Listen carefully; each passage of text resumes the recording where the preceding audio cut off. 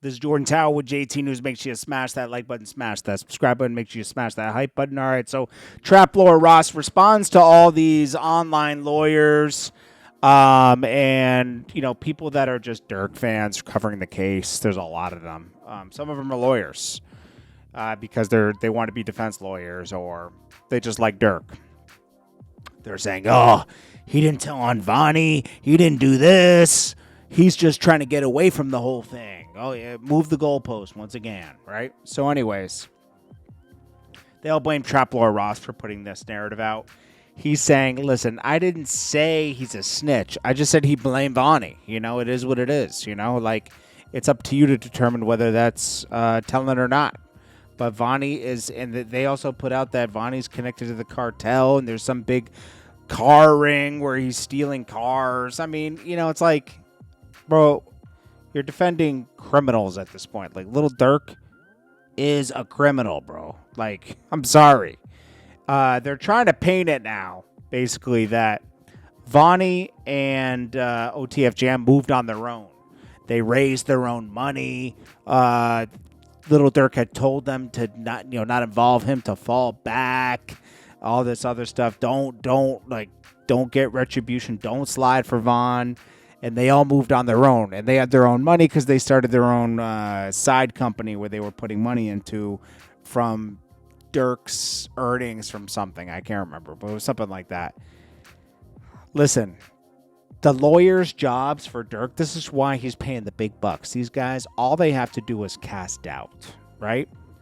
You have to paint it as if Durk is just an innocent bystander, and he's focused on his career, and these guys are focused on revenge. They were, but Durk was focused on revenge too. Okay, we know the truth, but the lawyers are doing their job. They're painting, a picture of where the jurors can have some doubt here. Like, maybe, even when they were questioning the prosecutors and questioning these text messages with Durk, where it's like the flights and everything, talking about that. Don't book the flights in my name. They were like, that's the time where he was involved. He funded this and this and this and this.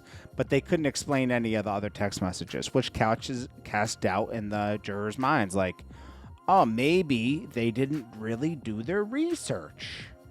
And honestly, in a lot of cases, the detectives don't do enough research where they're thinking about being on the stand.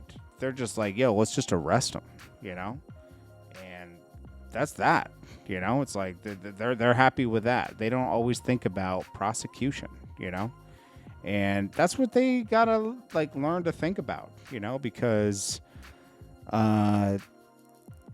you get situations like this in court, This is what I'm saying about people in the trenches. Okay, so this is King Yella saying, what I'm saying about people in the trenches, this is regular. Sell drugs, F girls, get money, kill people. It's like Iran. The devil wants us to do this. It's the devil's work. This is demonic stuff. This is why the labels promote behind this stuff. There was traction in drill music, and labels did promote it. I don't think they did it for that. They did it for the reason of money. It caught on. People like drugs, murder, sex. They like all that stuff. So drill music, they pumped a lot of money into until it got old. Until too many people were dying, getting arrested. They kind of fell back from it. As you can see, they don't even put money into it anymore. It served its purpose, meaning got them rich. It's not about killing a community. It's about getting rich. It's always about getting rich. But, it's almost like these housing units that governments put up for affordable housing, there's not enough checks and balances where things don't get out of control, For some reason, it breeds violence. And I'm sure there's an easy way to correct it. I've never lived in a housing I've gone to many of them, but it seems like it just promotes negativity sometimes. There's a lot of positivity going in there, but the negativity is so shocking that's what stands out, you know? I don't know. It's not the people's fault, you know, completely. I mean, it's like, you know, maybe some of it's bad parenting, but also you got to find a way to police this kind of stuff, you know? It gets out of control. You get gangs override things, and you know, as Core Megas pointed out before, not everybody's a trained shooter, so when they start shooting, they're shooting innocent people at the same time by accident because they don't know how to shoot. It's not like they go to the target range and learn how to shoot and hit their targets. This is OTF Vani and OTF Jam in court. Energy in the room changed when Steele began cross-examining opening statements today. This is by Taylor Paris.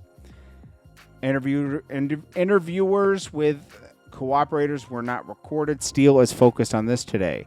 He points out Hester was expected to testify. Prosecution today, he was interviewed 30 times. Only 3 were recorded.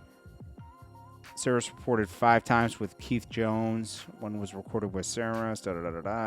Steele asked Carias if the best, most accurate way to get interviews through audio recording. Carias said yes. Carias testified that records in his own interview. Steele asked if this was because Carias knew this way would be best. He said yes. Steele also asked if it was possible that there was motivation to put innocent people away because cooperators such as Grant and Hester knew they faced life in prison. Carias said it's possible, meaning, hey, these guys might have worked together to snitch on Durk and put him away. He's innocent, and you know we just wanted to get back at Quando Rondo for the King Von incident because King Von was related to Bonnie.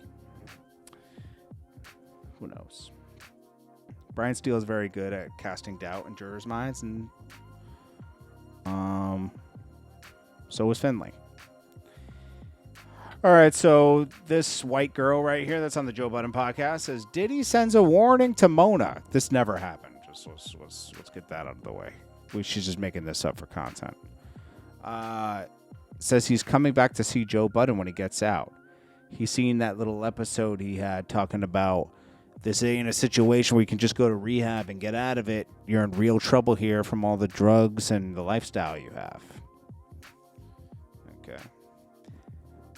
But that never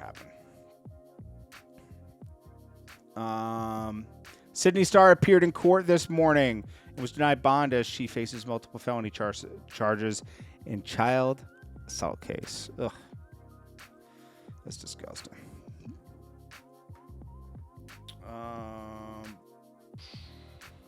Lawyers for workers, says Brian Steele cooked. Still more work to do. Yeah, he explained a lot of stuff in there if you want to go watch his channel. And Traplore Ross is there doing a great job. He's telling it like it is. He follows this stuff, you know. I like following Traplore Ross on this because he did the King Von documentary. He was really good at doing that documentary. And I enjoyed it.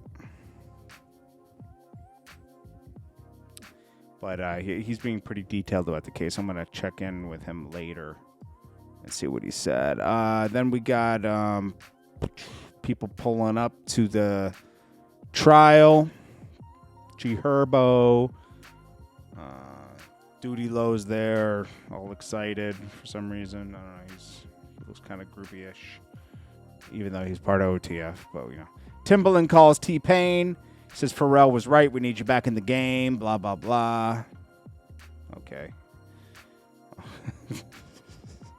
I mean, T-Pain is talented, you know, and, you know, there's not a lot of talented people in the game now, and they're trying to bring rap music and R&B back because it's kind of fallen off the cliff. Let's be real. GloRilla's sister BroRilla showed off a huge portrait tattoo of Young Dolph, complete with King of Memphis, and her sister signed to Yo Gotti. It doesn't mix, does it? But who cares?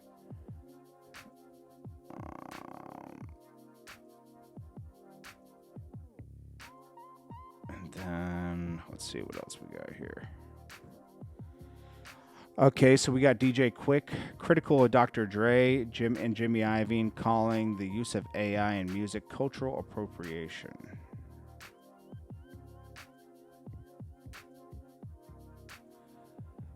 They're actually into it. Dr. Dre likes the use of AI. DJ Quik is against it. It's not human. He's right. But Dr. Dre doesn't really make beats anyways. You know, like he hires people to do things and he orchestrates it. Very much like a lot of other people. You know, Dr. Dre's just really good at it. He has an ear for it. It takes forever for things to come out by him. And it doesn't take his talent away. He has a different talent. It's not actually making the beat. It's like he knows how to make beats, but he knows how to find talented people as well, you know? So that's that. 50 Cent, Before I Self Destruct, is out streaming 2 Jay-Z classics combined daily. He says, women lie, men lie, women lie, numbers don't. Wait, I thought they said Before I Self Destruct was my worst album. He's using Jay-Z's own words against him, basically. A lot of people didn't like that one. Hold on one sec. Plug.